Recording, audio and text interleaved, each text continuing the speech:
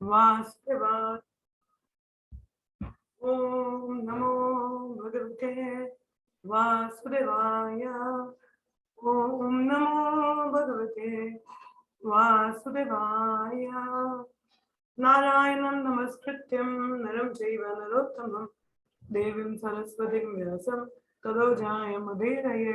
नष्टप्रायेषु भद्रेषु नित्यं भागवत सेवया भगवती उत्तमा श्लोके भवतद्भक्ति नष्टकी त्वयि। ओम अज्ञानतिमिरान्धस्य ज्ञानाञ्जनशलाकया चक्षुरुन्मिलितं येन तस्मै श्रीगुरवे नमः। वंशकल्पतरुभ्यश्च कृपासिन्धुभ्यः च पतितानां पावनेभ्यो वैष्णवेभ्यो नमो नमः। जय श्री कृष्ण चैतन्य प्रभु नित्यानंद श्री अद्वैत गदाधर श्रीवासुदेव गौर भक्तवृंद। हरे कृष्ण कृष्ण कृष्ण हरे हरे, हरे राम राम राम हरे हरे। नमस्कार।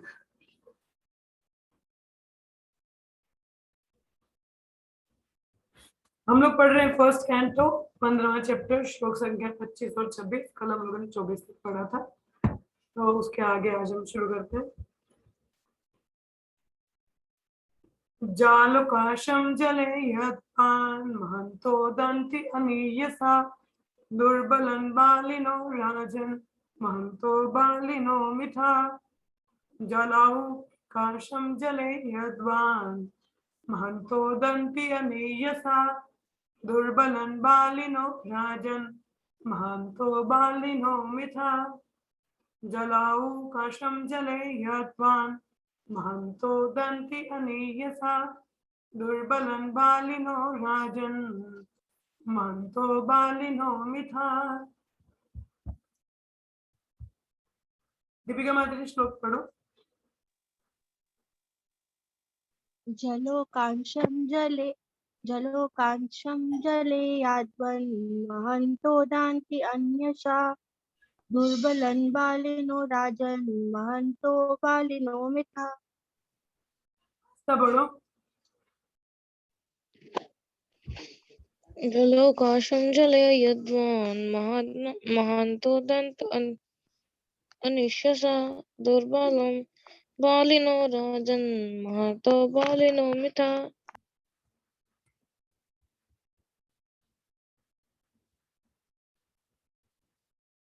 इवं बालिष्ठरा यदुभिर्महद्भिरितरन् विभु यदुं यादुभिरन्योन्यं भूभरन् संजराः। Translation and purport by Prabhupada.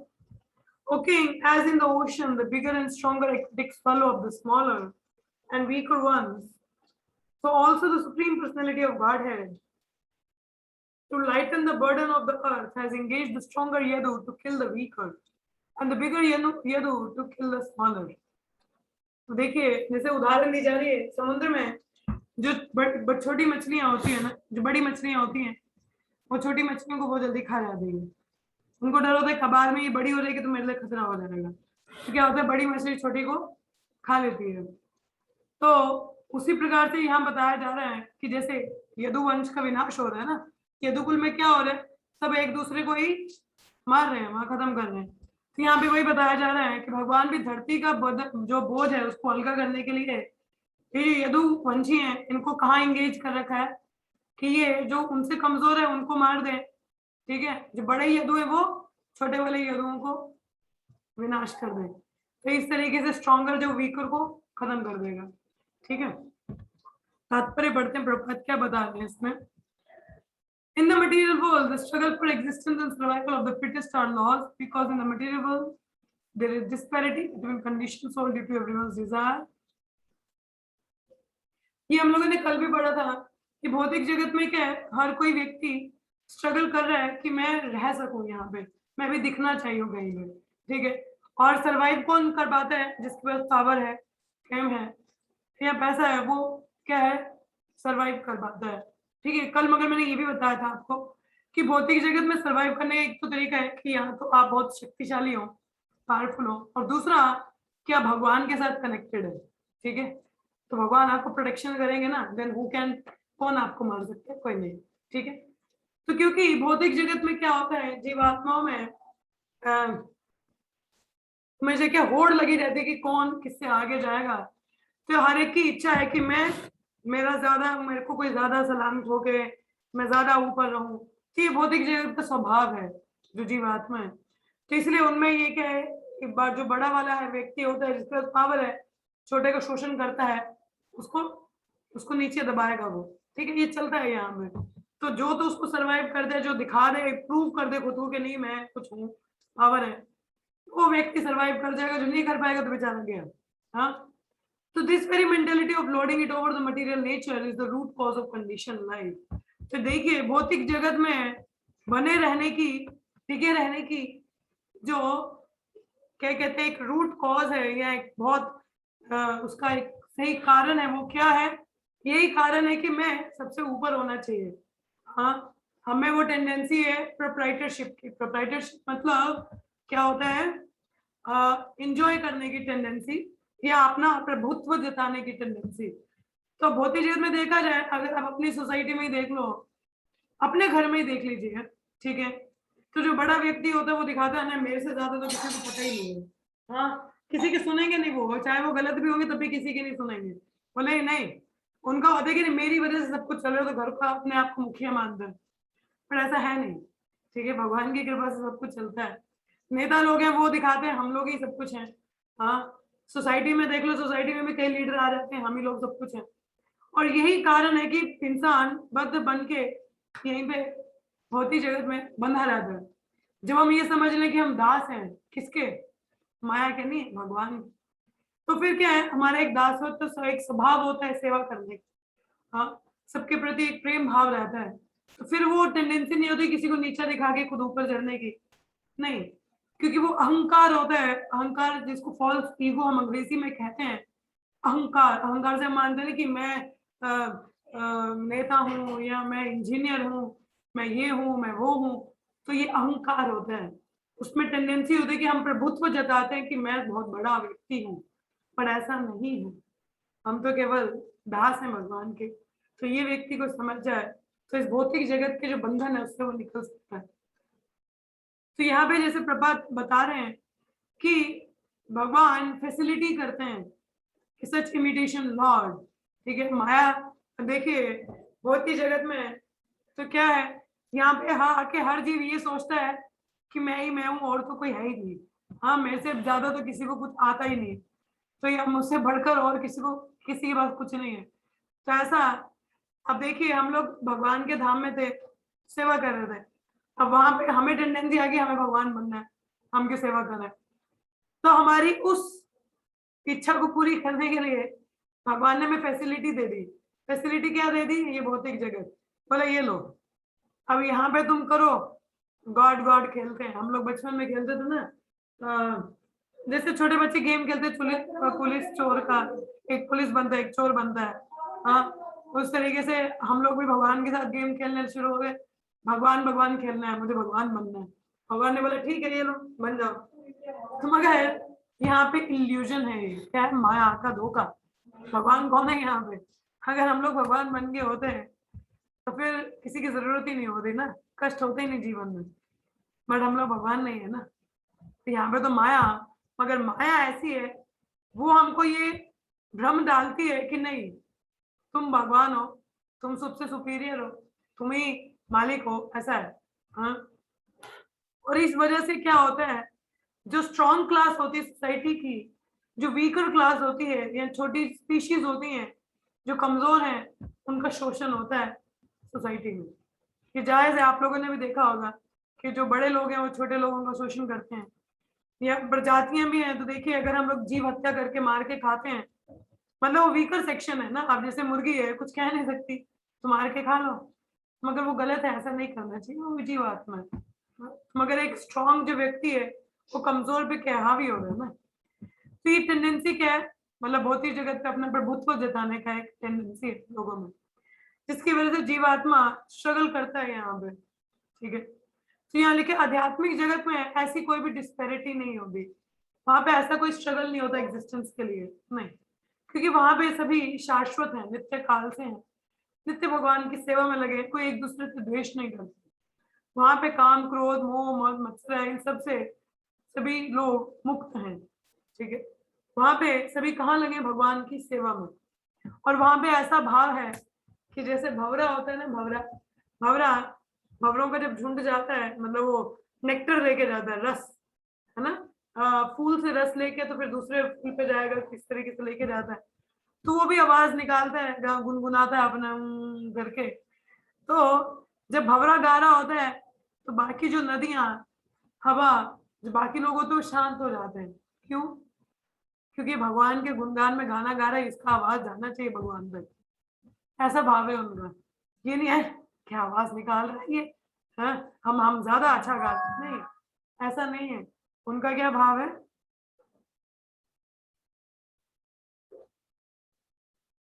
उनका भाव ये है, उनका भाव ये है कि जो भगवान की सेवा करे उस दास अनुदास, ऐसा भाव है वो आध्यात्मिक जगत में। भौतिक जगत में क्या भाव है? अच्छा ये ज्यादा कर रहे हैं, अच्छा अपने आप को ज्यादा समझते हैं, यही सेवा कर सकते हैं और तो कोई कर नहीं सकता है, हाँ, तो उसको नीचा दिखाने की कोशिश करेंगे। मगर आध्यात्मिक जगत में अलग है, कोई भगवान की सेवा करता है तो अगर हम वो सेवा नहीं कर सकते तो हम उसको फैसिलिटेट करेंगे, उसकी मदद करेंगे, ये भगवान का और अच्छे से सेवा कर सके। हाँ, इसको कहते हैं दास अनुदास। क्या मूड है वहां पे? सर्वेंट ऑफ सर्वेंट का। आपको पता है तभी तो हमने ग्रुप का नाम क्यों रखा है सर्वेंट ऑफ सर्वेंट। ये ग्रुप मैंने कोई आई थिंक 2015 में क्रिएट किया था, पता नहीं बहुत पहले बनाया था, तो बीच में तो एक बार डिलीट हुआ फिर बना। मगर इस ग्रुप का जो पहली बार नाम रखा था वो ये रखा था सर्वेंट ऑफ सर्वेंट, जो व्हाट्सएप ग्रुप में आप लोग हैं। हाँ, वो क्यों है? क्योंकि हम वहां पे, हमें याद होना चाहिए कि हम लोग यहाँ पे सेवा करने के लिए एक दूसरे की मालिक बनने को नहीं है, ठीक है। जब तक हम मालिक बनने का कोशिश करते हैं तब तक क्या स्ट्रगल रहेगा, मुश्किलें आती हैं। तो इवन हम लोग अपने भक्तों के जीवन में भी, आध्यात्मिक जगत की बात तो छोड़िए, हम लोग अभी क्या है, हम लोग भी भक्ति कर रहे हैं, तो हमें भी ये देखना चाहिए कि अगर ये भक्त भगवान की सेवा में लगा है किसी भी प्रकार से, अगर ये पुस्तक वितरण कर रहा है, तो चलो मैं तो नहीं कर सकता मगर मैं मदद कर सकता हूँ किसी तरीके से इसको स्टॉल सेटअप करने में, या इसकी पुस्तकें उसको जहां तक इसको जाना है वहां तक पहुंचाने में। तो ये दास अनुदास का भाव है, ठीक है। या कोई व्यक्ति किचन में डीटी सर्विस, डीटी किचन में कुकिंग कर रहा है, हाँ, तो हम लोग तो अगर डायरेक्ट नहीं सेवा कर सकते तो हम कैसे मदद कर सकते हैं उनको? अच्छा कुछ सब्जी काट के दे दे, या उनको कोई आवश्यकता है किसी सामान का कुकिंग के लिए तो वो ला के दे दे, तो ये दास अनुदास भाव है। और अगर कोई प्रचारक कोई व्यास आसन में बैठ के लेक्चर दे रहा है मंदिर में, उसको कैसे सेवा कर सकते हैं हम? उसको सेवा हम ध्यान पूर्वक श्रवण करके सेवा कर सकते हैं, कि कोई लेक्चर दे रहा है, हम उस लेक्चर में बैठे हैं तो ध्यान पूर्वक श्रवण करके ऐसे हम उसको सेवा कर सकते हैं। ये दास अनुदास भाव है। कोई मंदिर में सफाई कर रहा है तो अगर हमारे पास समय नहीं है तो उसको कोई आवश्यकता है तो वो उसकी पूरी करके उस तरीके से। कई भक्त हैं जो फाइनेंशियली थोड़े वीक हैं, मतलब उनके पास फाइनेंशियल इतना सपोर्ट नहीं है, मॉनेटरी नहीं है, हाँ, तो कई बार घर से मंदिर तक उनको इतना पैसा नहीं होता कि आ सके, तो कई बार हम उनको किराया दे सकते हैं कि ठीक है आप मंदिर आके सेवा करिए, तो दैट इज ऑल्सो दास अनुदास भाव। तो किसी भी तरीके से कोई भी भक्त अगर कोई सेवा कर रहा है तो द्वेष नहीं करना, स्पेशली ये बहुत ध्यान रखिएगा।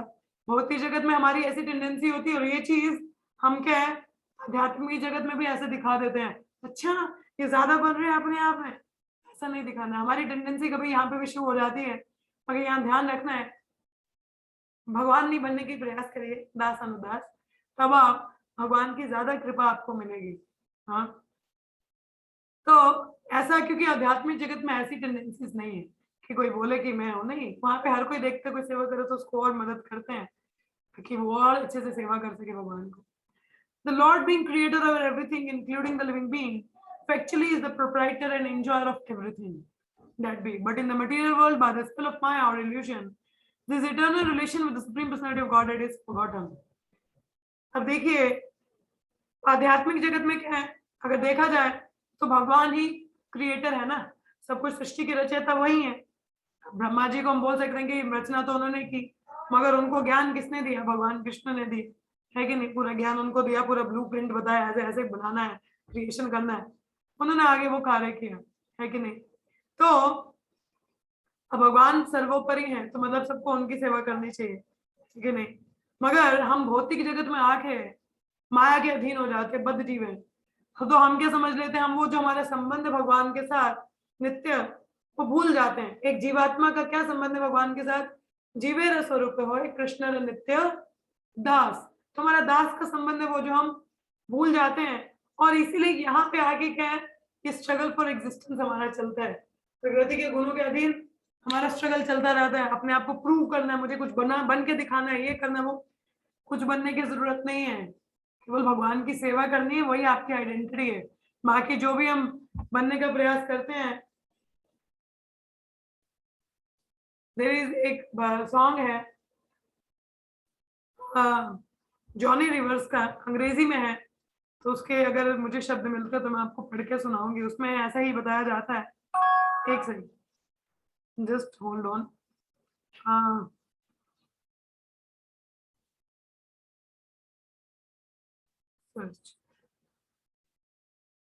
कई बार भौतिक जगत के लोग भी काफी अच्छे गाने लिख देते हैं। लुक टू योर सोल, ये एक फॉरेनर है, इन्होंने एक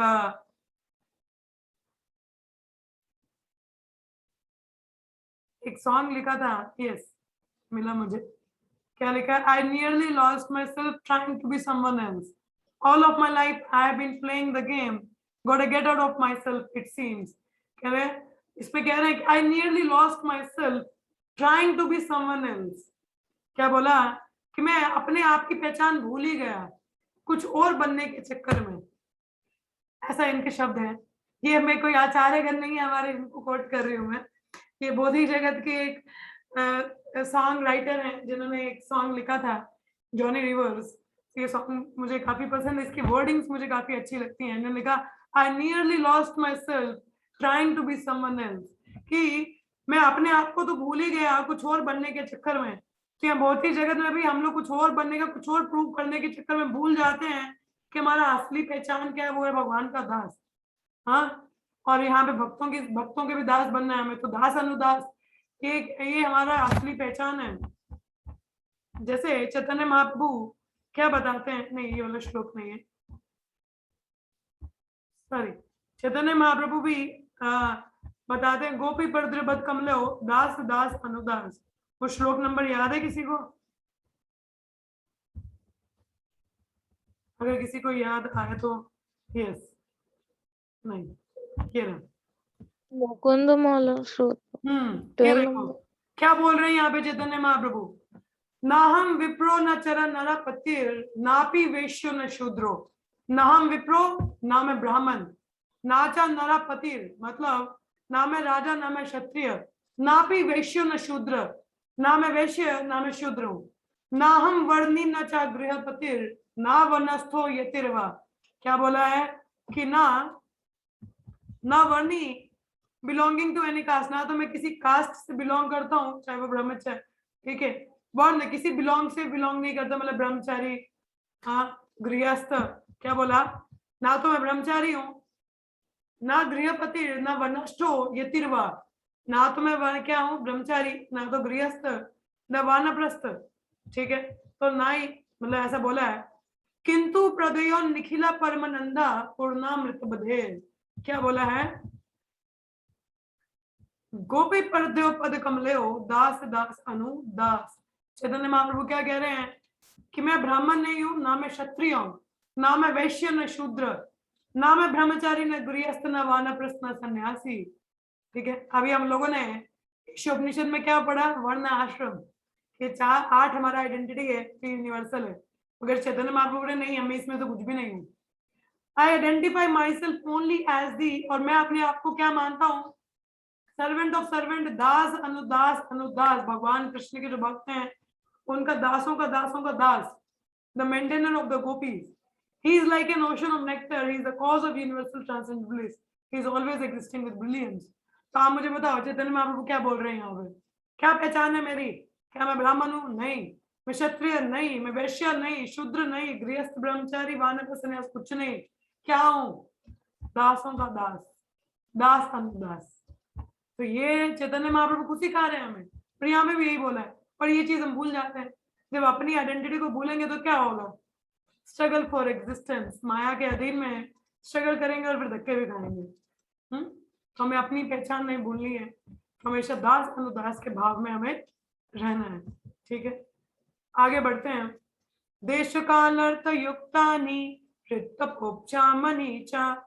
तो कुछ और बनने का प्रयास मत करिएगा, जैसे वो मैंने आपको बताया। So we don't have to become something else. हिरंती समृतश्चित्तम गोविंदा विहितानि में। कि now I am attracted to those instruction imparted to me by personality of Godhead Govinda, because they are impregnated with the instructions for relieving the burning heart in all circumstances of time and space. तो अर्जुन क्या कह रहे हैं? कह रहे अब मैं किसके प्रति आकर्षित हो रहा हूँ? वो इंस्ट्रक्शंस, जो वो आदेश, जो उपदेश, जो भगवान कृष्ण ने मुझे दिए, ठीक है, जो कि क्या कर सकते हैं, जो कि हृदय, जो कि अग्नि उसमें जो जल रही है उसको शांत कर सकते हैं हर समय काल परिस्थिति में। कि कौन सी वाणी की बात हो रही है? भगवान ने कौन से उपदेश दिए? भगवत गीता। अर्जुन को सुनाई थी ना भगवत गीता कुरुक्षेत्र में। तो जैसे कहा जाता है, देखिए दो प्रकार के संग होते हैं, वापु और वाणी। दो प्रकार का संग होता है, वापु और वाणी। वापु होता है फिजिकल एसोसिएशन, मतलब फिजिकल संग, किसी का हमें मिलना। और वाणी होता है उनके द्वारा जो हमें उपदेश दिए जाते हैं, कि उनकी टीचिंग्स हैं, उसको वाणी कहते हैं। ठीक है, अभी श्रील प्रभुपाद हमारे साथ नहीं है फिजिकल फॉर्म में, फिजिकली उनका वापु संग तो हम लोगों को नहीं मिला। हाँ, हम लोग तो तब तक पैदा भी नहीं हुए थे जब प्रभुपाद ने शरीर छोड़ा, जब नित्य लीला में प्रविष्ट हुए। मगर हम प्रभुपाद के साथ संग कैसे कर रहे हैं? इन पुस्तकों के द्वारा, उनकी वाणी के द्वारा, है कि नहीं?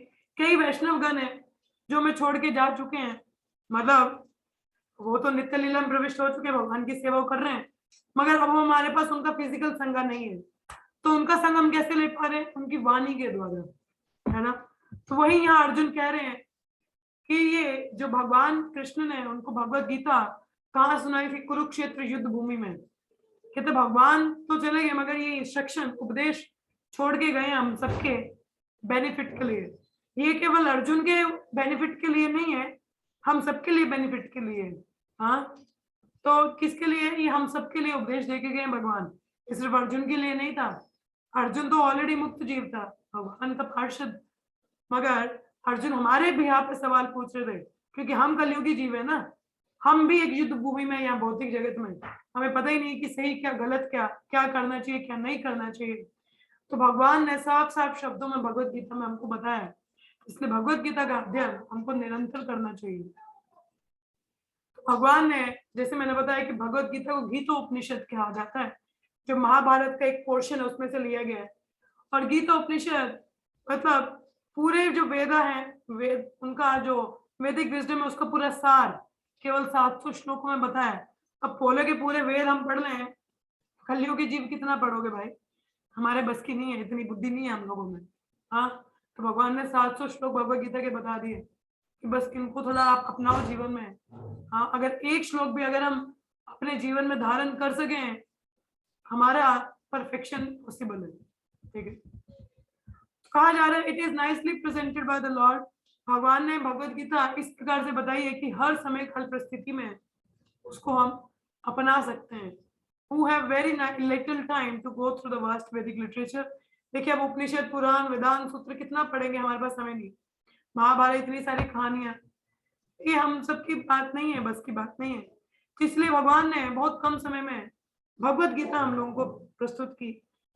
Again after the departure of Lord from the vision of the earthly people, जब अर्जुन को यहाँ पे दिक्कत आ रही कि भगवान है नहीं, तो सारी पावर ही बस, तो भगवान के जो टीचिंग्स है, वाणी है, उसको याद कर रहे कि वही शायद मुझे अब इस मुश्किल समय में मदद कर सकती है। नहीं अभी नहीं। तो ये हम सबके लिए भी, हम सबके हाथों में भी, जब हमारे पास भी मुसीबत आती है, जब थोड़े कष्ट आते हैं जीवन में, तो हमें किसी भौतिकवादी के पास नहीं जाना चाहिए निवारण के लिए, हमेशा संत महात्माओं के पास जाना चाहिए। अगर साधु लोगों के पास हमारे पास हम अप्रोचेबल नहीं है, तो भगवान की वाणी सदा हमारे पास है भगवत गीता के रूप में, तो उसकी हमें शरण लेनी चाहिए। तो भगवान कितने कृपालु हैं कि भगवत गीता हम लोगों के लिए छोड़ के गए हैं। हाँ, ये तो नित्य काल से हमारे पास है, और प्रभुपाद की कृपा से ये हमारे पास यथा रूप प्रस्तुत है। हाँ, यथारूप प्रस्तुत है, इसमें कुछ भी आप बोले कि कुछ आगे पीछे बताया है, तो ऐसा नहीं है। इस श्लोक को हम कल दोबारा से पढ़ेंगे क्योंकि ये थोड़ा परपट लंबा है, तो ये आज अभी कंप्लीट नहीं हो पाएगा। ठीक है, समय हो रहा है, बस मैं इसके बारे में थोड़ा सा आपको बता दूं। तो जैसे भगवत गीता, जैसे मैं बता रही हूँ यहाँ पे, इसको हम लोग कल भी कंटिन्यू करेंगे इस वर्ष को, ठीक है, क्योंकि पूरा परपट हम लोगों ने पढ़ा नहीं है, तो कल दोबारा पढ़ेंगे इसको। तो कोई भी जब मुसीबत की समय होती है तो हमें किसी भौतिकवादी के पास जाके उससे ज्ञान नहीं अर्जित करना चाहिए, क्योंकि ईशोपनिषद में हम क्या पढ़ रहे हैं कि जो मनुष्य, उसमें 4 प्रकार के दोष हैं। जब 4 प्रकार के दोष हैं तो आपको सही ज्ञान वो दे नहीं सकता, नहीं दे सकता ना। आप बोल सकते माता जी आप भी मनुष्य हैं, हम भी मनुष्य हैं, तो हम कैसे मान ले साथ ही तो मनुष्य, किससे हम ज्ञान लें। तो देखिए, जैसे मैंने बोला कि मेरे में भी गुण आप बोले तो कुछ नहीं है, मगर एक गुण है, अगर मैं प्रभुपाद के वचनों को यथारूप आपके सामने उसको पढ़ के सुना रही हूँ, सो ये उसकी गुणवत्ता है, क्योंकि प्रभुपाद के वचन वाणी आचार्य गणों की है, हमारी परंपरा में आ रही है। कल हम लोगों ने देखा था ज्ञान कैसे अर्जित करना चाहिए, गुरु परंपरा में, है ना। तो गुरु परंपरा में ये ज्ञान आ रहा है, इसको हम एज इट इज रिपीट कर रहे हैं ना। मेरा तो कुछ भी नहीं, मैं भी कॉपी पेस्ट करके ही बोल रही हूँ। हाँ, मैं बोलूंगी मैंने खुद से अपना कुछ बनाया है, नहीं, मैंने भी जो श्रवण किया अपने गुरुजनों से, वरिष्ठ वैष्णवों से, या प्रभुपाद की किताबों से जो पढ़ा है, यही सुन के आपको सुना रहे हैं। तो इसे मेरा खुद से कोई एडिशन नहीं है। हाँ, मैं खुद से अगर एडिशन करूं तो शायद वो गलत हो सकता है, क्योंकि हम सबका मन जो है वो मलिन है ना। हम मलिन मन की तो हर बात बेकार है, महाराज कहते हैं। तो हमारे खुद का मन इतना शुद्ध नहीं है कि मैं बता सकूं, बट गुणवत्ता एक जो गुण है वो ये है कि उनको एज इट इज अगर हम दोहराते हैं तो वो सही है। हाँ, वो ज्ञान में गलत नहीं, ठीक है। और ये ज्ञान जो है वो परंपरा में है, प्रभुपाद और अथॉरिटी से आ रहा है, तो इसमें गलत नहीं है। तो इसीलिए हमें जब भी कोई डिलेमा है या कोई प्रॉब्लम आती है तो भौतिकवादियों के पास मत जाइए, क्योंकि उनको वो स्वयं ज्ञानी नहीं है, आपको कहाँ से बताएंगे। उनके पास वैदिक विजडम नहीं है, कोई अथॉरिटी नहीं है।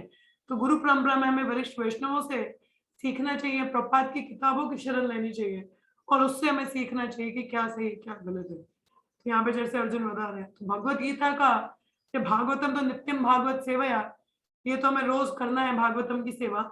और भगवत गीता का निरंतर आप कम से कम एक श्लोक तो पढ़ी। हम लोगों ने तो भगवत गीता का पाठ कंप्लीट किया है, इसका मतलब ये नहीं कि भगवत गीता हमको पढ़नी नहीं है। जरूर एक श्लोक दिन का पढ़ा करिए और समझने का उसे प्रयास करिए। कभी नहीं समझ में आता तो वैष्णवों से उसको प्रश्न पूछिए जो आपसे सीनियर हैं, और उनसे सीखने का प्रयास करिए। तो यही सही तरीका ज्ञान लेने का, और सही तरीका है हमें अपनी जो पोजीशन है, जैसे मैं बता रही थी दास, याद करवाना कि मैं दास हूं, तो ये हमें उसको प्रॉपर लेना चाहिए, ठीक है। और आज जो हम लोगों ने एक पॉइंट पढ़ा, जैसे हमें आइडेंटिटी अपनी बतानी है, that is servant of servant, तो ये हमेशा याद रखना है कि हम दास हैं। उस प्रकार से ये जो भौतिक जगत में ये जो हमें तकलीफें होती हैं ये नहीं होंगी, हाँ, क्योंकि हम भगवान की सेवा में लगेंगे। तो फिर भौतिक जगत के कलमश हमें ये रहेंगे, ऐसी बात नहीं है, रहते हैं, मगर तकलीफ कम होती, ठीक है, क्योंकि तो हमें ज्ञान रहता है सही क्या है गलत क्या है, ठीक है। तो हमेशा ये मूड रखना है सेवा भाव का, चाहे वो हर भक्त के प्रति। अगर कोई भक्त आपको पसंद नहीं भी है, बट स्टिल हमें ये देखना कि अगर ये भगवान की सेवा में लगा है तो हमें इसको सेवा में मदद करनी, ठीक है। तो इस तरीके से हमारी भक्ति भी बची रहती है और भक्ति में वृद्धि भी होती है, ठीक है। तो कल हम इसको और कंटिन्यू करेंगे इसी वर्ष को आगे। तो अभी आज के लिए किसी का कोई प्रश्न रहा हो या कोई कुछ कहना चाहे या कुछ ना समझ में आया हो आपको तो आप पूछ सकते हैं। हरे कृष्णा। यस, एनी क्वेश्चंस और एनी कमेंट?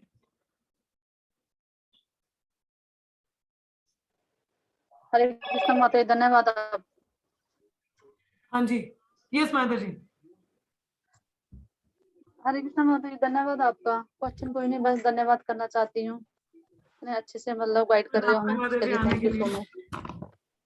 नहीं नहीं माता जी, क्या बात कर रहे हो, हमारे लिए टाइम निकालते ही कम नहीं कर, हम पतित आत्मा पर कृपा हो रही है। धन्यवाद आपका।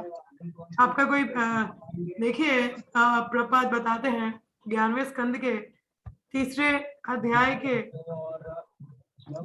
30वें श्लोक में कहते हैं, शायद मैंने पहले भी बताया था भक्तों को, पहले आए थे क्लास में, मैं पढ़ के आपको एक बार दोबारा सुना दूं, क्योंकि ये श्लोक मुझे बहुत पसंद है, तो मैं प्रयास करती हूँ इसको याद करने का। तो इसको मैं जरा आप लोगों को सुना दूं, इसको क्या इसमें बताया है प्रभुपाद ने। इसमें प्रभुपाद बताते हैं, one should learn how to associate with devotees of the Lord by gathering with them to chant the glories of the Lord। कि हर किसी को ये सीखना चाहिए किस प्रकार से भक्तों के संग में आके हमें भगवान के ये जो गुणगान है इनको करना चाहिए, इनका गुणगान करना चाहिए, जो कि सबसे ज्यादा पवित्र है। क्योंकि ऐसा जब संग आता है तो उससे 3 फायदे हैं। क्या फायदे हैं? पहला तो आपस में उनके बीच में प्रेम संबंध बनते हैं भक्तों के। दूसरा, उनमें वो एक आनंद का अनुभव कर पाते हैं इकट्ठे।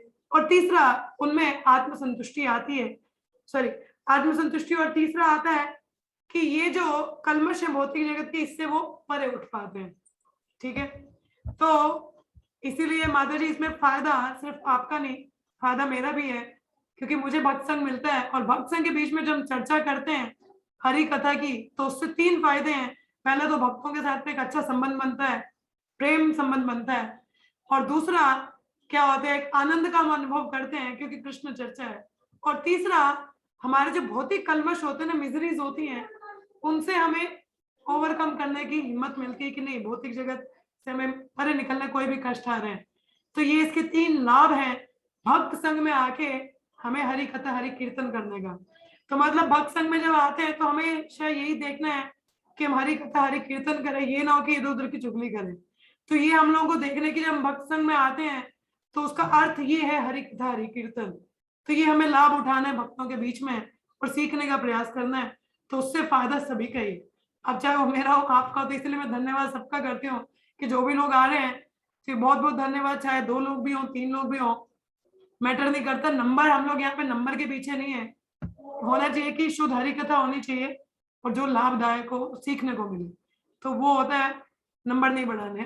तो आते हैं लोग तो बहुत अच्छी बात है, नहीं भी आते हैं स्टिल कोई दिक्कत नहीं है। कम से कम 2 लोग भी होंगे तो हरि कथा हो रही है, बहुत अच्छी बात है, क्योंकि फायदा सभी का है उसमें। ठीक है, तो इसमें फायदा मेरा ही है। तो इसीलिए धन्यवाद आप सभी का आने के लिए। चलिए, किसी का कोई प्रश्न है, कोई कुछ कहना चाहे? हाँ जी, साधुमती माता जी।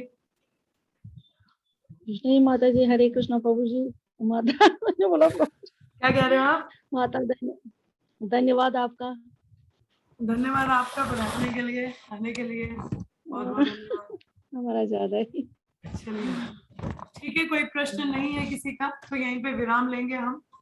और तो देखिए, अगर आप लोगों को हरि कथा अच्छी लगती है तो आप अपने, देखिए आप अपने और भी कई फ्रेंड्स को बुला सकते हैं इसमें पार्टिसिपेट करने के लिए, ताकि वो भी सुने और इसका फायदा लें। तो क्योंकि इससे जितना बड़ा सर्कल है उतना अच्छा और आनंद आता है पढ़ने का। तो नहीं भी आ रहे कोई बात नहीं, मगर आप लोग जरूर आइए और हरि कथा हमें करनी चाहिए। आपने भी इनपुट्स दीजिए, अपने भी शेयर कीजिए, पॉइंट अच्छा लगता है। So it's very nice. इसको कहते हैं परस्पर, परस्पर मतलब आपस में आदान प्रदान। तो इसको कहते हैं, जो हमारा भी कुछ हमें समझ में आता है हम शेयर करते हैं, तो बहुत अच्छा होता है। तो ये सही तरीका होता है ज्ञान अर्जित करने का। तो इसको संग कहते हैं, प्रसंग। चलिए यहीं पे विराम लेते हैं। 3 बार हरे कृष्ण महामंत्र का उच्चारण करेंगे। हरे कृष्ण कृष्ण कृष्ण कृष्ण कृष्ण हरे हरे राम हरे राम हरे राम राम राम हरे कृष्ण कृष्ण हरे कृष्ण कृष्ण कृष्ण हरे हरे राम राम राम राम हरे कृष्ण हरे कृष्ण कृष्ण कृष्ण हरे हरे हरे राम राम राम हरे हरे। ग्रंथराज श्रीमद् भागवतम की जय। जय। सभी भक्तों की जय। धन्यवाद। जय। नियति। धन्यवाद माता। हरे कृष्ण एवरीवन। हरे कृष्ण।